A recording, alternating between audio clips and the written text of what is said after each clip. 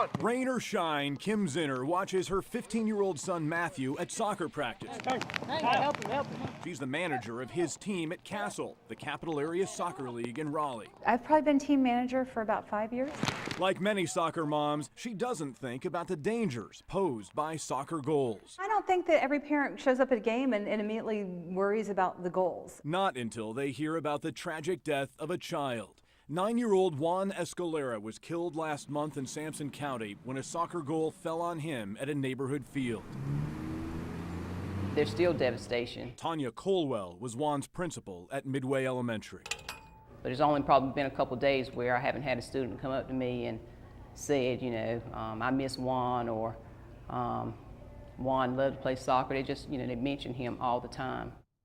Get another number going forward. Got to take some risks. Michael Milazzo is the chief operating officer at Castle. Find the target. Excellent play. A bad occurrence had to happen for us to really take notice. Good boy. He says Juan's death prompted his group to review its practices. Good tackle, Owen. Are we doing the right things? Are we being the leaders? And really to take a hard look at ourselves and saying we owe it to these kids to create that safe environment. 9,000 kids play soccer with Castle. It's the nation's largest soccer league of its kind. How dangerous are these? They're lethal. Lethal. Lethal. Then it would cause bodily harm in anyone standing within that 8-foot radius. Because of their weight. Because of the weight and the materials that's made up of. Guys, let's have a couple guys move the intermediate goal so we can play off. Soccer goals can weigh up to 400 pounds. They're supposed to be anchored into the ground. When they're not, they can tip over. To understand exactly how dangerous an unanchored soccer goal can be, Castle showed the I-Team what can happen. Watch as they put a small watermelon the size of a child's head under the goal. If it was a child, it would definitely do some damage. Even with sandbags, with proper anchoring, if we have 30 to 40 mile per hour winds, those goals could very well fall over. That's based on how they're made and certainly where they're placed. Kids like to hang on them. They think of them as jungle gyms. And that's where the biggest concern is. Sadly, Juan Escalera's death is not an isolated case. An advocacy group called Anchored for Safety says 37 people have been killed by falling soccer goals since 1979. And the Consumer Product Safety Commission says every year 1,600 people are injured in various kinds of accidents with soccer goals. Grieving parents have created websites and public service announcements. All it takes is 22 pounds of force, a gust of wind, or even a push from a toddler to tip an unanchored soccer goal and kill a child. This online PSA was produced by the law firm representing the parents of 6-year-old Zach Tran. Go Zach, go get it! Who died outside Chicago nearly 10 years ago.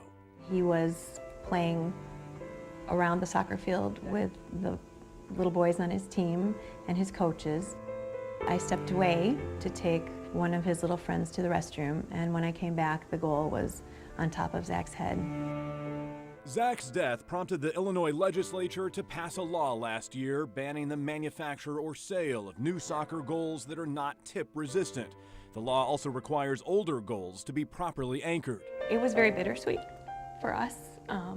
I would have given anything to have Zach at my side rather than doing what we felt like we had to do. The I-Team decided to conduct a random check of soccer goals on fields across the triangle. We found several goals not anchored, others in need of repair. On public fields not managed by Castle, we discovered a goal held together by masking tape and a bicycle chain. Another not properly bolted, the base disconnected from the rest of the goal.